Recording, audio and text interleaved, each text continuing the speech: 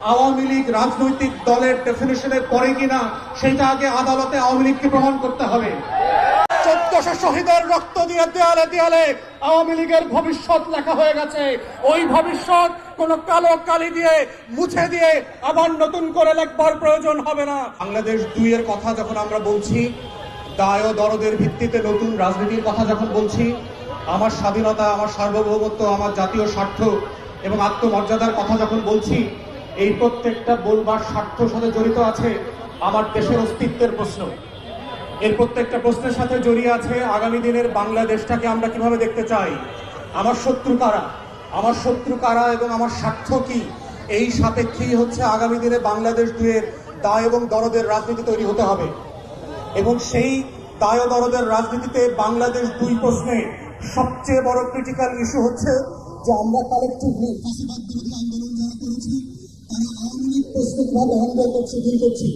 কারণ আওয়ামী লীগ জাতীয় পার্টি এবং 14 দলীয় রেসপন্সারদের যে মাফিয়া কার্টেল ছিল তারা সিম্পলি কোনো রাজনৈতিক দল নয়। যারা মনে করে থাকেন যে রাজনৈতিক দল আকারে ইন্টারন্যাশনাল কনভেনশন মোতাবেক যে সিভিল পলিটিক্যাল রাইটস তারা প্রিভিলেজ আকারে পাওয়ার কথা ছিল তারা সেটা পাবেন। জাতিসংঘের মানবাধিকারের রিপোর্টে যেটা বলা হচ্ছে, তাদেরকে যেহেতু তারা রাজনৈতিক দল, তাদেরকে নিষিদ্ধ করা যাবে না। তাদের কাছে আগে প্রথম প্রশ্ন হচ্ছে আওয়ামী লীগ রাজনৈতিক দলের ডেফিনিশনের পরে কিনা সেটা আগে আদালতে আওয়ামী লীগকে প্রমাণ করতে হবে।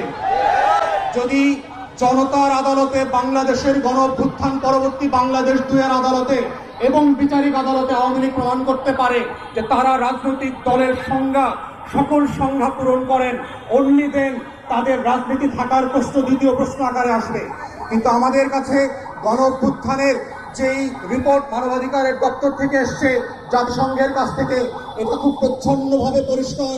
45-এ যেই যুক্তিতে এবং যেই কারণে জার্মানিতে নাৎসিদেরকে নিষিদ্ধ করা হয়েছিল, ফ্যাসিস্টদেরকে ইতালিতে নিষিদ্ধ করা হয়েছিল, ফ্রাঙ্কোর দলকে নিষিদ্ধ করা হয়েছিল, দক্ষিণ আমেরিকার প্রত্যেকটা গণ অভ্যুত্থানের বিপক্ষের শক্তিকে নিষিদ্ধ করা হয়েছিল, কঙ্গো এবং বুরুন্ডিতে সেই লাল কলমার্সের খ্রিস্টান মিলিশিয়াদেরকে নিষিদ্ধ করা হয়েছিল, জঙ্গি ট্রিপলেক্সকে যেইভাবে ক্লু ক্লাক্স ক্লানকে আমেরিকাতে নিষিদ্ধ করা হয়েছে, তার প্রত্যেকটা সংজ্ঞায় আওয়ামী লীগ নোবেল পুরস্কার পেয়েছে। এবং ঠিক একই কারণে আওয়ামী লীগ নামক কোন এন্টিটির রাজনৈতিক দল আকারে কোন সুবিধা পাবার কোন সুযোগ 24-এর গণ অভ্যুত্থানের পরে স্বাধীন বাংলাদেশে আর থাকতে পারে না।